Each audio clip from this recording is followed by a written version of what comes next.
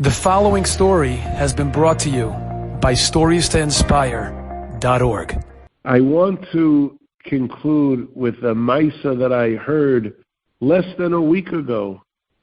There's someone who's involved with Yeshiva Chafetz Chaim in Queens decades ago or years ago when it was in Forest Hills.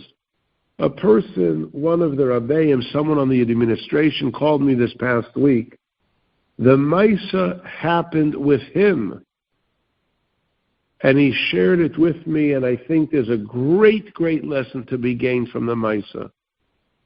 He mentioned that Yeshiva Chafetz Chaim, also known as RSA, Rabbinical Seminary of America, doesn't have a fashionable website. They really wouldn't have one at all.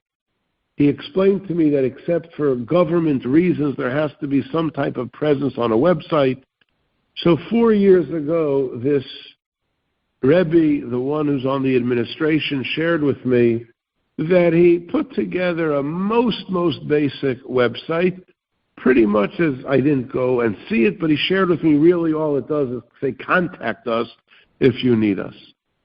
About 2 or 3 months ago, keep in mind 4 years came and went, and nobody utilized the website to contact him or anyone. That was till 3 months ago. 3 months ago, he gets a ping, a sign that somebody responded to the website.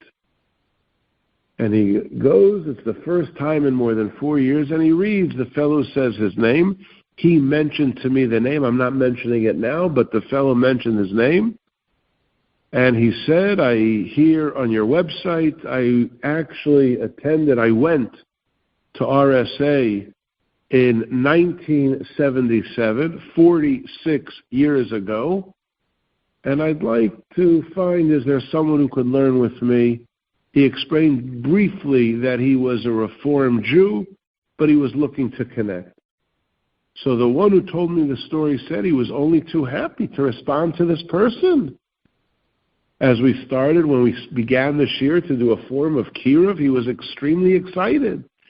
He contacted the person, he introduced himself as Rabbi so-and-so, and he told him, I'd be happy to start learning with you. Indeed, they have been learning the last 2 or 3 months every single week. But in this initial conversation, I'm getting a little bit ahead of myself. In this initial conversation, he said to the fellow who contacted him via the website, first one who did so, I'm really curious. I wasn't in the yeshiva 46 years ago. You said you went there in 1977. Tell me, what was it like then? I would love to know, what was it like? Tell me what the yeshiva was back then. And the fellow was silent for a moment, a bit uncomfortable silence, and then he said, well, maybe the words that I expressed in the email weren't exactly. I said I attended, I went there in 1977. What I actually meant was I went there for 45 minutes. So this person on the administration said, what are you talking about? And this is the story he told the one who shared it with me. He grew up as a Reform Jew. And it really reached a point that he felt he wasn't having any meaning in his life. And he found himself as a law student in NYU Law School. And one day he went over, it was in 1977, to his professor who was not Jewish. And he just opened up and said, I don't have meaning in my life. I've been brought up as a Reform Jew, but I'm not finding anything authentic. The non-Jewish professor told me, I live in Forest Hills. Down the block from where I live, there's an authentic school, an Orthodox school. Here's the address. Why don't you check it out?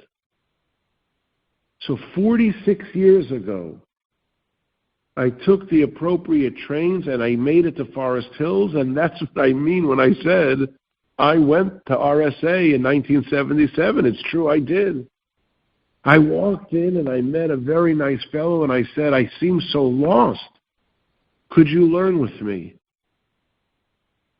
and he shared with me for 45 minutes. He told the Rebbe who shared with me that they had learned from Sefer Chafetz Chaim the laws of Lashon Hara. 46 years later, he shared it with Sefer Chafetz Chaim, the laws of Lashon Hara, and he said, my eyes, my mind, my heart was opened up to a concept. Be careful with what you say. You could harm somebody with words. The importance of thinking before you speak, interpersonal relationships, on and on. It was so extraordinary. But the 45 minutes came and went. I looked around the large room. I saw all of the very authentic people learning, but unfortunately that wasn't for me, and so I left. And he shared with him briefly the next 46 years of his life. He married a Jewish woman, and he went on to speak about his family, but he always remained a Reformed Jew. But as the years and decades progressed, more and more disinterested, totally not satisfied. And then it just reached a point, he said a few months ago, where he wasn't able to properly sleep at night. He said, decades I've been doing this, but I have no meaning at all in my life. There's got to be something more. And then he remembered. In 1977, 46 years ago, I went to RSA for 45 minutes. I even remember what I learned together. That's when I went on the website. I found the site for RSA. That's when I contacted you. And that's what brings me to our conversation now. Would you learn with me together? And as I said a moment ago, they've been learning weekly for the last 2-3 months. And I'm sure, Rabbi Sai, this is just the beginning of the story. But we must, as per tonight's share, take out 2 lessons from the story. Number 1, the power of Torah is such that brush, that encounter, those 45 moments of learning Torah almost half a century earlier. Torah is Kishura. Torah binds, ties together, and unites. That's the power of Torah. Almost half a century earlier, the 45 minutes of learning Sefer Chafetz Chaim, the laws of Lashon Hara, was still burning within that Pintel Yid. That's the Koyach HaTorah. That's the Koyach of Torah that unites. It brings the hearts and the nefashos and the people together, even half a century later. And I believe the other lesson we have to remind ourselves was that person who gave 45 minutes. I don't know who he is, and in all likelihood, he may very well not be aware of the story I just shared with you. Do you think at the time in 1977 when he dedicated 45 minutes to teaching someone who walked in off the street, he knew what the payers of those 45 minutes would accomplish? You never know. You never know. And as I said a moment ago, he may not even be aware of this part of the story. But almost half a century later, a Yid remembered those 45 minutes and is on his way to being Chayzer B'tshuva, and who knows the next part of the story, who knows how many payers, who knows what will become of him and others in his family. A person almost half a century ago gave 45 minutes. He was Alois Bahor. He gave the time, he united, he believed. It may have at the time seemed like a small and gradual and incremental 45 minutes, but it's all part of his personal mizbeach.